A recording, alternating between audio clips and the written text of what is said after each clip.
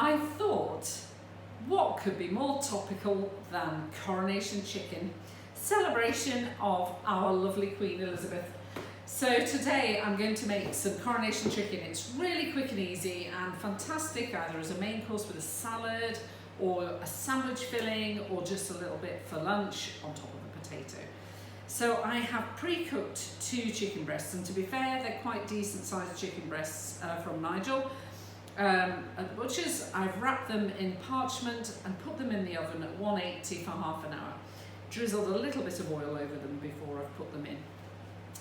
Check that they're over 75, and I've let those cool. In my pan here, if you want to come over, Amy, I've got an onion that I have really softened over a very gentle heat for about 1/4 of an hour with just a little bit of olive oil. Now it's really important that you soften that right back. And into that, because if you don't, they'll taste uncooked, and you want them to be really melted down and buttery. Into that I'm going to put a really good sized dessert spoonful of Balti paste I've got here. If you don't like a stronger one, use a korma, it doesn't matter. If you haven't got any, use a powder, curry powder. But the Balti taste, they just have a really nice back smell. And I'm just going to cook that off a minute over a high heat. Just cook off those spices. It immediately starts smelling delicious.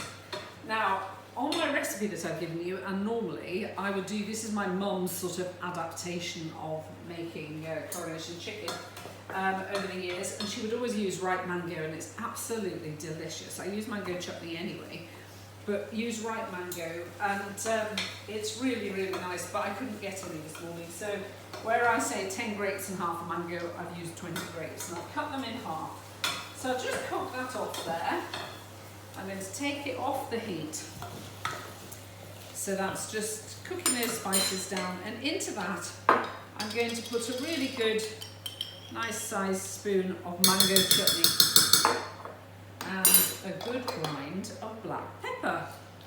And that's just the base for your Coronation chicken.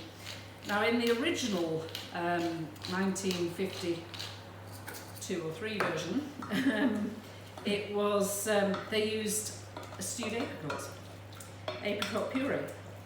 Anyway, I love it with mango chutney. You've just got that little bit of spice. So that's just a paste in there now. So into that, you should let it cool really. In fact, if I put it in here with the grapes, it will cool a bit. So I'm going to put that in there.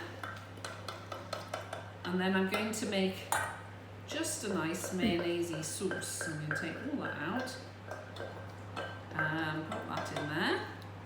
And I'm going to put a couple of tablespoons of mayonnaise. This is a new one, I should have taken this off before. A couple of tablespoons of mayonnaise. So it only happens on a film, doesn't it? There you go. I'm going to tip that in, squeeze that in.